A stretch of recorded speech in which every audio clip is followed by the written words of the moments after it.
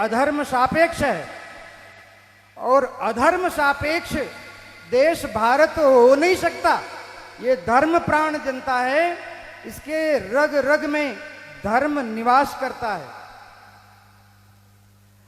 2-3 घटनाएं अभी इस बीच में बड़ी हृदय को पीड़ा देने वाली हुई।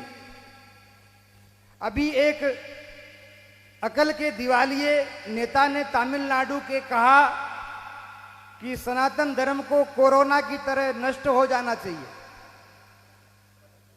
भैया, तेरे अगर अकल का दिवाला निकल गया है तो उसके लिए हम क्या कर सकते हैं?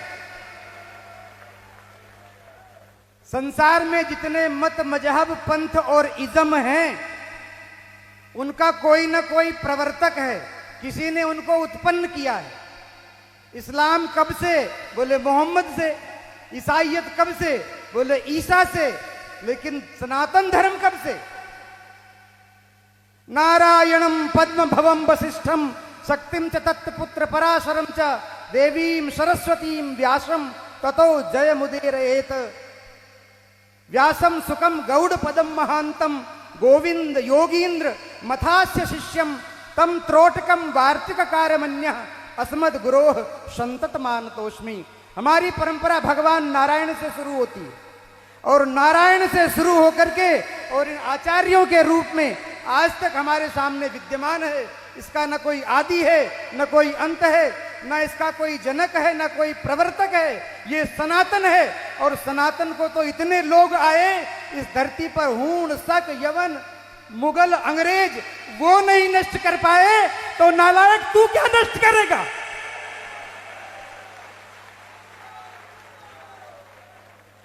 हमारे देश के संविधान में इमरजेंसी काल में जब सारे विपक्ष के नेता जेल में बैठे थे, उस समय आधी रात को 12 बजे तुमने संविधान के प्रियम्बल में धर्मनिरपेक्ष शब्द जोड़ दिया और इस देश को अधर्म सापेक्ष बना दिया। तुम्हारे बाप का ये देश है। हमारे पूर्वजों ने इस संविधान को इसलिए स्वीकार नहीं किया था कि देश के 75 साल बाद भी हिंदू अपने अधिकारों के लिए संघर्ष करें। हमारे देवस्थान सुरक्षित नहीं, हमारी पूजा पद्धतियां सुरक्षित नहीं, हमारे जीवन के मूल मानबिंदु सुरक्षित नहीं। अगर आवश्यकता हो तो ऐसे संविधान को आमूल चूल परिवर्तन करके उसको बदलना चाहिए। और ये मैं किसी आवेश में नहीं कह रहा हूं, ये मैं किसी आवेश में नहीं कह रहा हूं। मैं अकेला यहां नहीं खड़ा हूं, मेरे पीछे देवताओं की शक्ति है, पितरों की शक्ति है, यक्षों, किन्नरों, गंधर्वों की शक्ति है, और हमारे ऋषि मुनियों की शक्ति है। उनकी शक्ति के आधार पर मैं कह रहा हूं, हिंदू अब बहुत समय तक अत्याचार सहन करने वाला नहीं है। अपने अधिकारों के लिए भैया मिमियाना बंद करो, और दिनकर के पदों के साथ स्वर में स्वर मिला करके कि विकराल काल मुंह खोलेगा, फणसेस नाग का डोलेगा, याचना नहीं अब रण होगा और संग्राम महाभीषण होगा। अगर इस तरह से स्थिति रही देश की तो ये ठीक नहीं है। संपूर्ण हिंदू समाज, अगड़ा पिछड़ा, ऊंच नीच, छोटा बड़ा, इन सबको जो जातियों में बांटने का समीकरण चल रहा है, अभी थोड़ी देर पहले राजनेता आए थे और कहा हमने इस जाति को ये दिया, उस जाति को वो दिया, उस जाति को वो दिया, उस जाति को ये दिया। अरे नालायकों, तुम क्या दोगे? समाज को बांट बांट करके सत्यानाश कर दिया, और आज भी समाज को बांटने का प्रयास कर रहे हैं। शर्म नहीं आती तुमको?